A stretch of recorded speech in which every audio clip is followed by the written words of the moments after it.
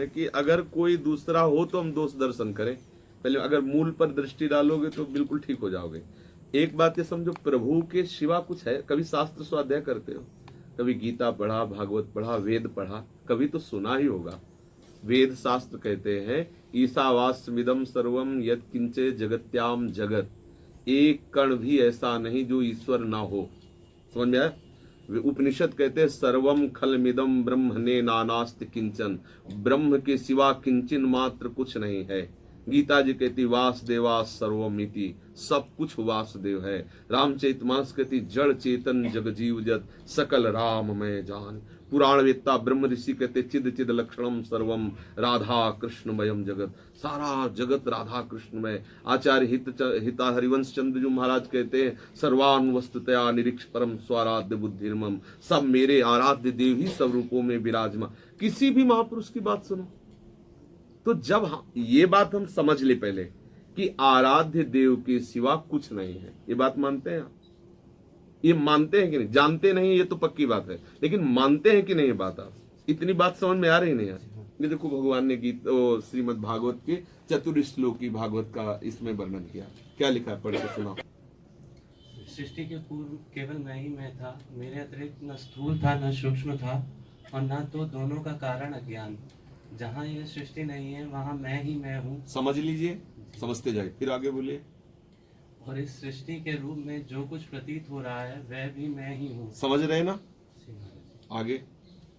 और जो कुछ बच रहेगा वह भी मैं ही हूँ। आहा, कितनी बढ़िया बात है। कुछ बकाया रहा क्या? स्वयं श्री भगवान बोल रहे हैं, सच्चिदानंद भगवान। और आगे बोले। वास्तव में न होने पर भी जो कुछ अनिर्वचनीय वस्तु मेरे अतिरिक्त मुझ परमात्मा में दो चंद्रमाओं की तरह मिथ्या ही प्रतीत हो रही है, अथवा विद्यमान होने पर भी आकाश मंडल के नक्षत्रों में राहु की भांति जो मेरी प्रतीति नहीं हो रही है, हाँ, इसे मेरी माया समझना चाहिए। समझ रहे हो ना? समझ रहे हो? ये भगवान के वचन। और आगे पढ़िए। जैसे प्राणियों के पंचभूत रचित छोटे बड़े शरीर में आकाश आदि पंच महाभूत उन शरीरों के कार्य रूप से निर्मित होने के कारण प्रवेश करते भी हैं, और पहले से ही उन स्थानों और रूपों में कारण रूप से विद्यमान रहने के कारण प्रवेश नहीं भी करते, क्योंकि पहले से ही वो विद्यमान है उसी में जी। वैसे ही उन प्राणियों के शरीर की दृष्टि से मैं उनमें आत्मा के रूप से प्रवेश किए हुए हूँ, और आत्म दृष्टि से अपने अतिरिक्त और कोई वस्तु न होने के कारण प्रविष्ट भी नहीं भी हूँ। हाँ। यह ब्रह्म नहीं, यह ब्रह्म नहीं, इस प्रकार निषेध की पद्धति से, और यह ब्रह्म है, यह ब्रह्म है, इस प्रकार अन्वय की पद्धति से यही सिद्ध होता है कि सर्वातीत एवं सर्वस्वरूप भगवान सब रूपों में सर्वदा और सर्वत्र स्थित है। वही वास्तविक तत्व है जो आत्मा अथवा आत्मा का तत्व जानना चाहते हैं। उन्हें केवल इतना ही जानने की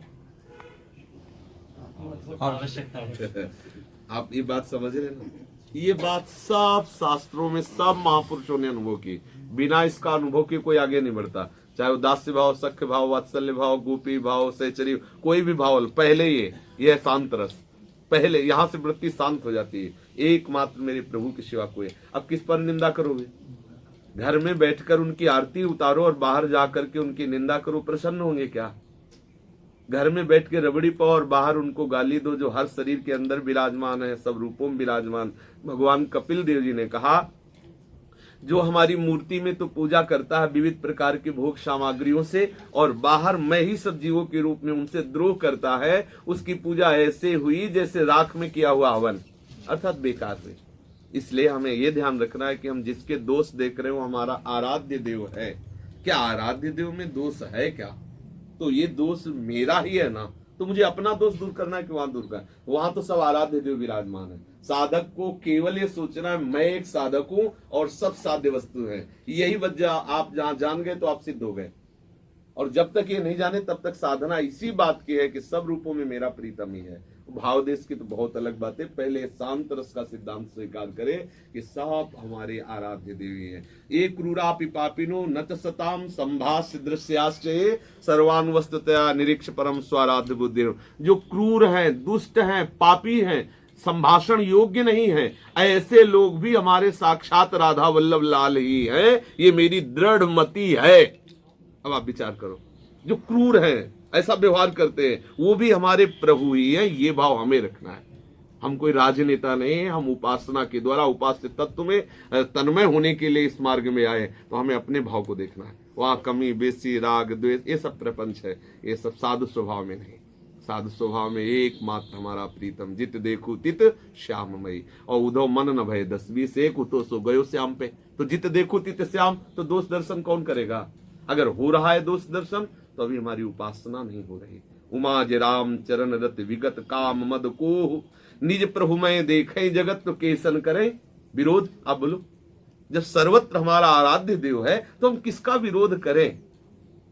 जो भागवत धर्म है वो यही है, समस्त आचरण अपने आराध्य देव को अर्पित करते हुए सब में भगवत भावना करना, सब में आराध्य देव का चिंतन। बहुत जल्दी आनंद आ गया। क्या दोष देखना, किसके दोष देखना, कौन सा दोष देखना? चश्मा हम अगर नीला लगाएंगे तो नीला दिखाई देगा, पीला दिखाएंगे तो पीला। तो संसार पीला नीला थोड़ी, चश्मा हमारा है। तो दोष हमारे चश्मा में है या संसार में है? समझो, संसार में तो वासुदेव विराजमान है, चश्मा बदल दे बस हो गया। और यही चश्मा प्राप्त करते हैं संतों के पास, दृष्टि। सृष्टि कैसी? बोले जैसी तुम्हारी दृष्टि वैसी सृष्टि। एक ही गोविंद बहुत सुंदर है। और कंस के उस मल्ल क्षेत्र में पधारते हैं अखाड़े में, तो किसी को दिखाई देते महाविराट भयंकर रूप, किसी को अतिशय सुकुमार लाला, किसी को सौंदर्यता की मूर्ति दिखाई देते। तो ठाकुर तो वही है, उन सबके जैसे चश्मे वैसे दिखाए। जाकी रही भावना जैसी, प्रभु मूर्ति देखी तिन तैसी। तो ये प्रभु मूर्ति संसार वासुदेव है, दूसरा कोई नहीं है। समझ में आ रहा है ना?